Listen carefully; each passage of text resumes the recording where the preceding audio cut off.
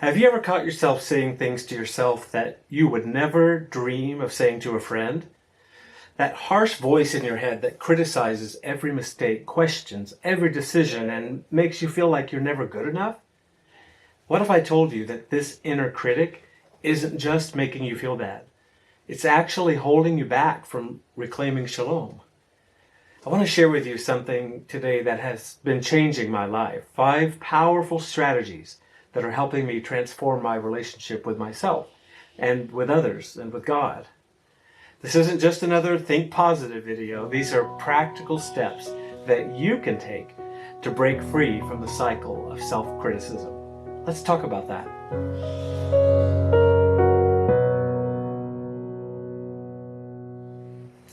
Do you ever look in the mirror and feel disgust and think how terrible you are at everything?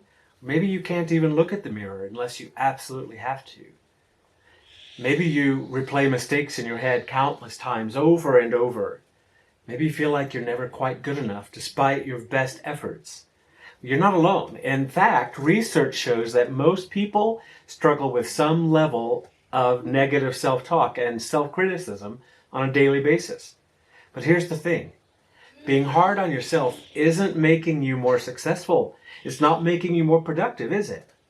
It's actually holding you back from moving forward. Let's talk about what happens when we're constantly hard on ourselves. You know that voice, the one that says, "You're not good enough. You should have done better. You shouldn't have done that. You should have done this. Everyone else has it figured out except you." It's exhausting, isn't it? The constant self-criticism, it affects us in ways we may not even realize. It can lead to anxiety, depression, and even physical health problems. When we're always beating ourselves up, we're actually operating in a state of chronic stress, and that is not what God intended for us. Think about it. Would you talk to your best friend the way you talk to yourself? Get someone in mind. Get your best friend in mind. Just picture their face. Would you constantly remind them of their failures? Would you pull out a list of things they've done wrong and read it to them every day? Would you mock their efforts? Would you dismiss their achievements and pretend like they never happened? Of course not. Yet somehow, we've convinced ourselves that being harsh with ourselves is necessary for growth and it's necessary for success. But the real problem isn't just the negative self-talk. It's that this pattern creates a cycle. The more we criticize ourselves, the more we feel we deserve the criticism. And the more we feel we deserve the criticism, the harder we are on ourselves. And this cycle, it's actually preventing us, you and me, from experiencing shalom, the deep peace and wholeness that we're meant to have. So let's dig into 5 practical strategies that can help you break free from self-criticism and move toward self-compassion. Number 1, practice the pause. So when you notice that critical voice starting up, pause. Take a deep breath. This creates a space between the trigger and your response. Ask yourself, would I say this to someone I love? This simple pause can break the automatic cycle of self-criticism. So when you feel that voice, when you hear that voice and you feel that triggered response, just stop and pause. Second, rewrite your internal narrative. Rewrite your internal narrative. And we need to do this actively. Instead of saying, "I'm such a failure," try, "I'm learning and I'm growing." Instead of saying, "I should be better by now," whatever better is. Instead of that, say, "I'm exactly where I need to be in my journey." This isn't about toxic positivity, trying to fool yourself and talk yourself out of your situation. It's not saying everything is okay. And it's not saying you don't wish you were farther along in your journey of healing from trauma. What it says is, I'm where I am, and I'm going to be kind to myself about that. It's about speaking truth to yourself with grace. Number 3, collect evidence of growth. This third strategy is all about becoming a collector of your own growth. Keep a wins journal where you document your progress, no matter how small. When that critical voice says you never do anything right, you'll have concrete evidence to prove it wrong. Grab that journal and just start reading the things that you have accomplished, the things that you have done, your achievements. They may be small, but they combat this voice that says you never do anything right. Words like never and always, we can hardly ever use those words truthfully. The fact is, you don't always do things wrong.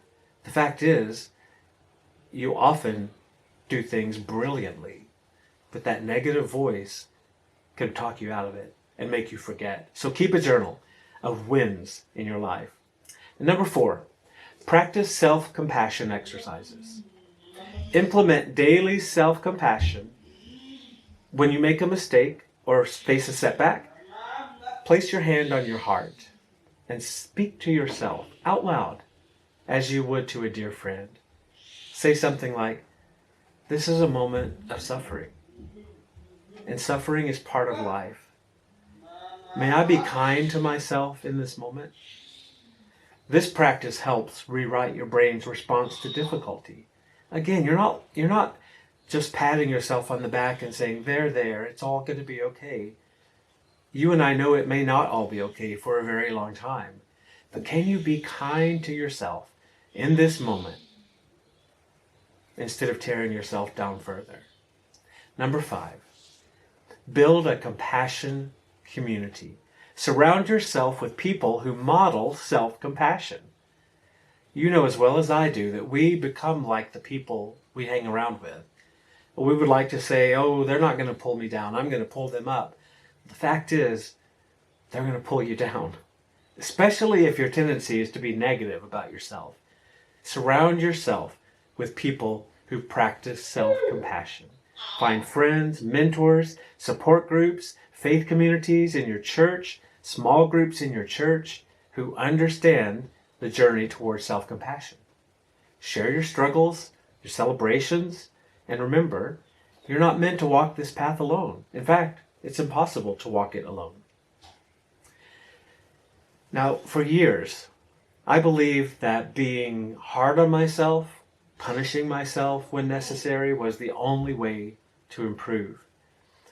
I would replay my mistakes endlessly, and I punished myself with negative self-talk, and I would push myself to exhaustion. But one day I realized something really important. The Lord taught me that all this self-criticism, it hadn't made me better. It had only made me afraid. Afraid to try new things. Afraid to be vulnerable. Afraid to truly live. The turning point came when I started practicing these 5 strategies. And it wasn't easy at first. Sometimes it's still not easy. My inner critic has been in charge for so long. But gradually, I had noticed something changing. As I became kinder to myself, I actually became more capable, more resilient, and more at peace. And this is what true shalom looks like. It's not the absence of mistakes, but it's the presence of grace. A couple of days ago, I was making my morning coffee. First thing I do, I get out of bed, go to the bathroom, and head to the Critic. And I put my pot in, and I hit 12 ounces, and I hit start, and I just wait for the beep. Well, I put my pot in. I set the machine for 12 ounces. I hit start. I went and started my breakfast. I was making some eggs. I heard the beep, and I thought, oh yeah, my coffee's ready. So I go around the corner, and there's no cup. And I think, did I start the coffee maker? Didn't I hear it beep?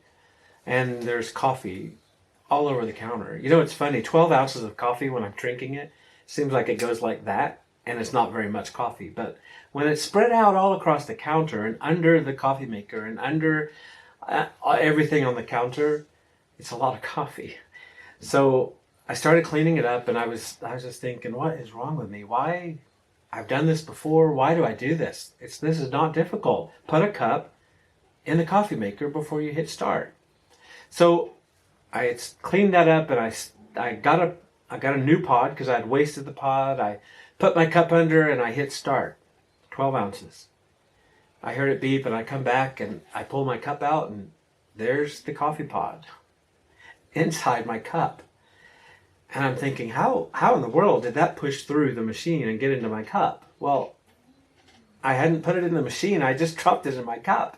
And I thought, what is wrong with you? And I started to really get angry at myself and started to really feel that tearing myself down was going to help me be better next time I made coffee. Well, so I got the pod out. I wasn't going to waste another one. We use biodegradable pods, and so they get soggy when they're used. So I put it in the machine. I pressed it down, put my cup back. I emptied it first, put my cup back in, hit start again. I come back after I hear the beep, and there's just this water with a very, very faint tinge of coffee color. And I thought, what happened to this? What did I do now? Did I not put the pod in? How stupid can I be? I open up the machine, and there's the pod, but it had been so soggy that the machine, when you press it down, it couldn't pierce the pod. So all I had was some dirty water, basically. And I started to really feel so stupid. 3 tries, and I still don't have a cup of coffee. I have a big mess. I have now 2 wasted coffee pods, so I'm thinking, well, that's 75 cents down the drain. And that self-talk began to creep in that just says, you're not good enough. You can't do anything right.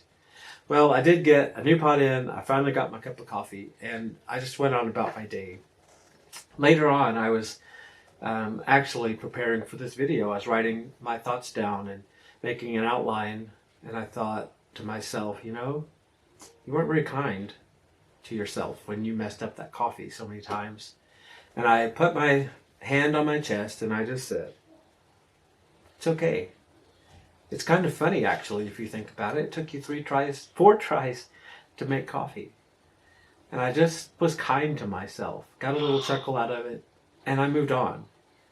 Now, there actually was a time when that would have ruined my day, and maybe several days, because I would have gotten down into this place where I was convinced that I'm stupid and I can't do anything right. So here's something to remember. Being hard on yourself, it's not a virtue. It's a habit. It doesn't make you better. In fact, if you want to use words like better and worse, it makes you worse. Like any habit, it can be changed. And how do you change a habit? By doing something different. How do you form a habit? By doing the same thing over and over and over again until it becomes not second nature, it becomes your nature. It becomes the automatic. So to break that habit, we have to do things that are different. And we have to do it over and over. It's many times in a day, many days in a week, many weeks, many months. Some people say 21 days you can have a new habit. That may be true in some areas, but when you've spent your life with negative talking toward yourself, I would love to tell you 21 days and you're never going to do it again. I don't think that's really accurate. But with each moment, each decision of how you're going to treat yourself, if you treat yourself in a positive, kind manner, and I'm not saying pretend like you do everything right and everything is rosy. That's not what I'm saying. I'm saying be kind.